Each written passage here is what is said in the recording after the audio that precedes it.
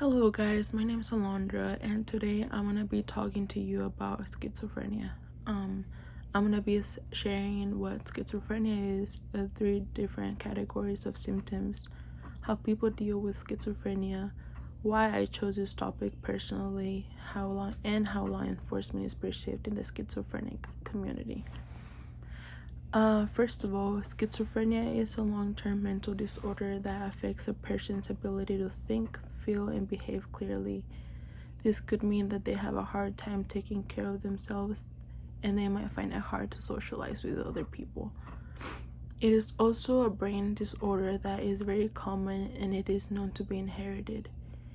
It may be likely that if a couple were to have a child and whether the male or female partner suffers from schizophrenia, their child will have that condition as well.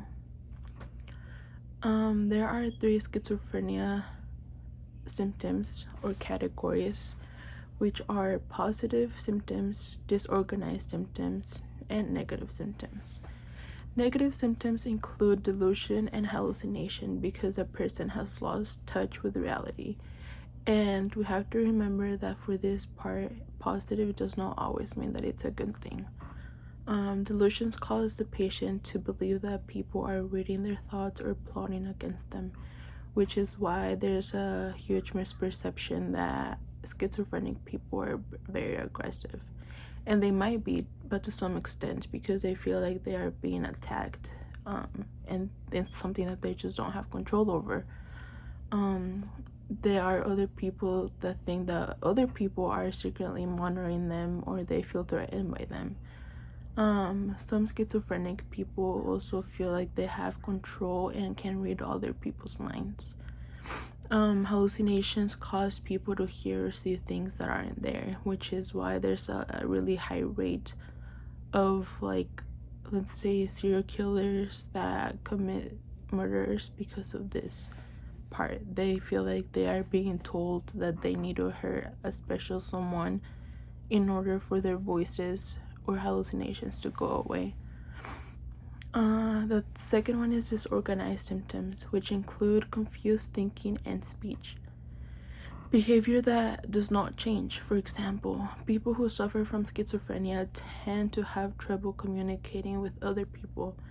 They tend to move more slowly or make the same gestures repeatedly while they're trying to talk to make a point. It is also very hard for them to make sense of their surroundings, such as sights, sounds, and feelings. The very last one is negative symptoms, which include emotional flatness or lack of expression. It's an inability to start and follow through with activities. It's a lack of pleasure or interest in life. This focuses on the basic characteristics of a normal person, which a lot of schizophrenic people don't have, which is why there's a really high suicidal rate within the schizophrenic community. Lastly, or how do people deal with schizophrenia? There are 5 different therapies that people could deal with schizophrenia, other than the treatment, of course. And the first one is individual psychotherapy. The second one is self-help groups. The third one is social skills training. The fourth one is psychosocial therapy, and the last one is cognitive behavior therapy. However, the most common therapy known to help with schizophrenia is the cognitive behavioral therapy, which is a short-term goal-oriented psychotherapy treatment that takes a hands-on practical approach to problem solving. Its goal is to change patterns of thinking or behavior that is behind people's difficulties and so change the way they feel. It is used to help treat a wide range of issues in a person's life, from sleeping difficulties or relationship problems to drug and alcohol abuse or anxiety and depression. CBT works by changing people's attitudes and their behavior by focusing on thoughts, images, beliefs, and attitudes that are held in a person's cognitive process. And these processes relate to the way a person behaves as a way of dealing with emotional problem. An important advantage to this therapy is that it only requires a short term of therapy sessions from 5 to 10 months, according to your level of illness. The reason why I chose this topic is because I have a close family member that suffered from schizophrenia, and when I was little, I wasn't capable of understanding the whole idea of that illness, and I just wanted to become more aware. My uncle, he was diagnosed with schizophrenia after he was kidnapped by some people, and while they had him captive, they shot a lot of drugs that made his brain go crazy, I guess you could say, in a way, since he had never done drugs before, and the amount of drugs that they put into his body really damaged his brain, and he had a lot of schizophrenia symptoms, like for example, talking to himself. He was always talking to himself. There were times where he wasn't clothing, taking his clothes off in front of people in public places. He would lose track of time, and he would act as if he was a kid, and occasionally he would wander off to different places. Like sometimes we couldn't find him because he walked to another town. We would get phone calls from people saying, hey, like, he's here, like, what's happening? So we would go pick him up.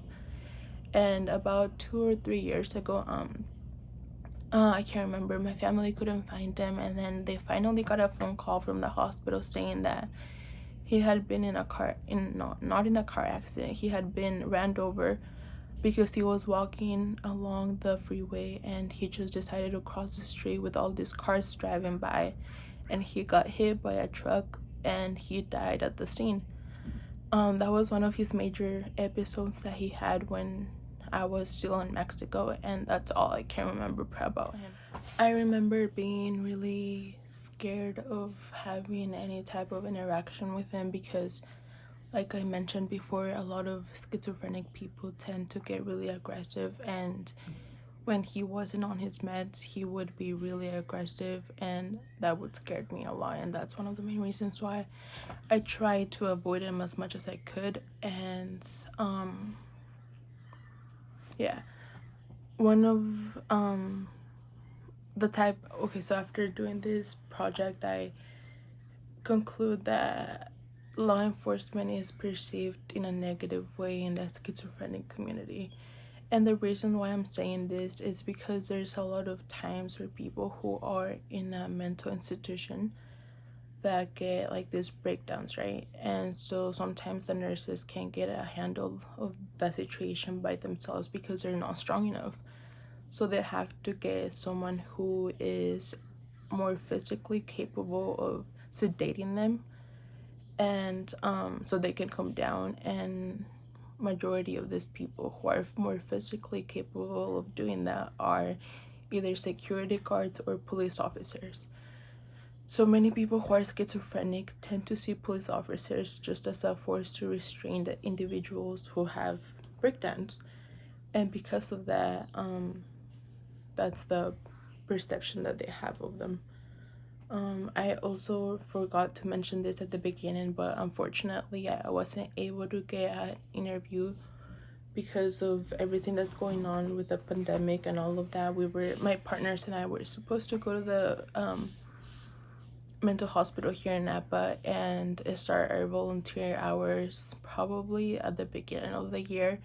We submitted our applications. We were going to have our background check and as well as our TB shots checked out so we could start the process as soon as possible. And what we were planning to do was with whoever we met, like the nurses, have them ask them if it was okay for us to interview them, but unfortunately we didn't get to that point. So what I did is that I just talked about Edward Einstein, which is Albert Einstein's son. He was diagnosed with schizophrenia when he was about 20 years old, and he is a really big person in the schizophrenic community because it was because of him that a lot of people became more aware of the illness, and he spread a lot of awareness towards the schizophrenic community. So yeah, I hope you guys enjoyed my presentation. I know that it was very short, but it was a lot of information that I learned just to put it in 10 minutes. But I tried to pick the most important talking points that I thought were the most important, so that you guys can kind of have like the basic understandings of schizophrenia.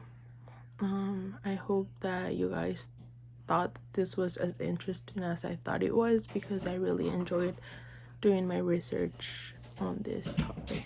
And yeah, thank you for watching.